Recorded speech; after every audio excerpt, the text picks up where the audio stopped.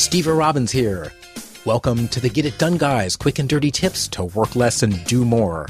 Today's topic is telling people they're wrong. Elizabeth writes in, I work for a small company and we often contract work for larger companies to survive. Sometimes we deal with clients who are just plain wrong. How can you tell a superior, or in this case a client, that they're just plain wrong without losing your job? Elizabeth, I like you. We share a common desire. We both like to let people know they're wrong. And of course, that means we're right. I'm curious why you do it. I know why I do it. I was not popular growing up and didn't do that normal stuff like bonding over cotton candy at the state fair, playing baseball in the vacant lot, and hanging out in our treehouse. My life was more about being chained to the bully's desk and forced to eat dog biscuits while doing her homework for her. And now, to prove my worth, I love to make it clear that everyone else is wrong and I have the answers. I don't have any pets, but I still buy dog biscuits. I wonder if I should mention that to my therapist. Know your motivation. Before you let your client or your boss know they're wrong, ask yourself why you care. If you think it'll be risky, make sure you're taking the risk for a good reason. Maybe you're like me and you just want to be right. If that's it, please let me introduce you to my therapist. Next time you think they're wrong, look your client or your boss or your teenager straight in the eye and say, you could be right. Let's do it your way. When your motive is pure ego, you are setting yourself up to fail. If you doubt me, think about the last time you demanded your schmoopy whoopie go to your favorite restaurant for dinner instead of theirs. Even if you were right, heck, especially if you were right, how much groveling did it take to repair the relationship? If ego is the only thing compelling you to tell someone they're wrong, hire a therapist and vent to them instead. $125 an hour is a bargain by comparison.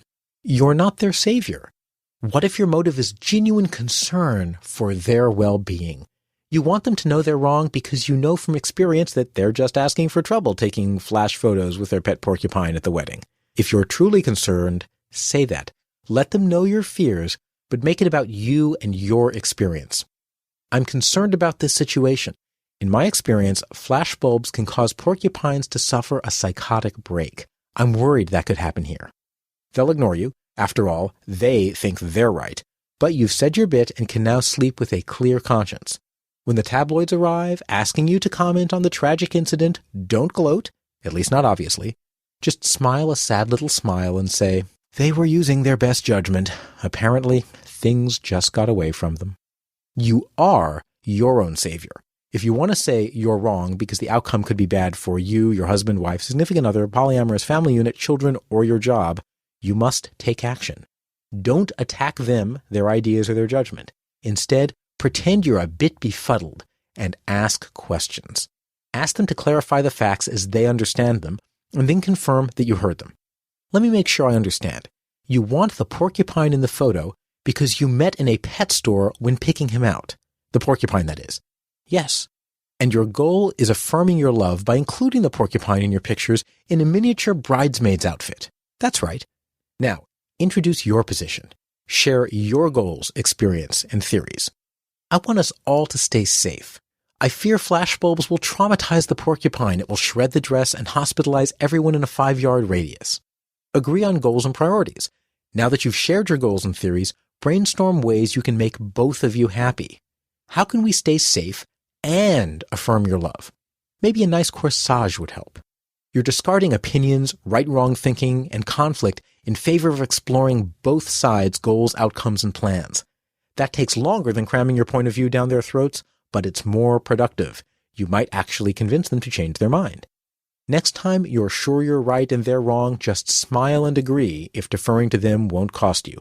Life is too short to pick battles you don't need to win.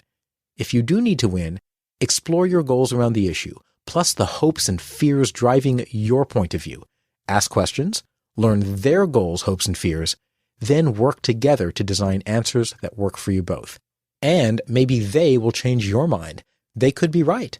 After all, in 25 years, porcupine wounds will be long healed, but the wedding pictures will give a lifetime of joy, chuckles, and humorous dinner conversation to the survivors.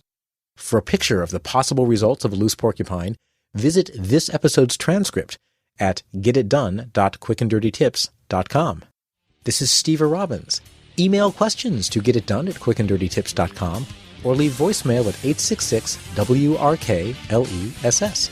Follow Get It Done Guy on Twitter and join my Facebook page. Work less, do more, and have a great life.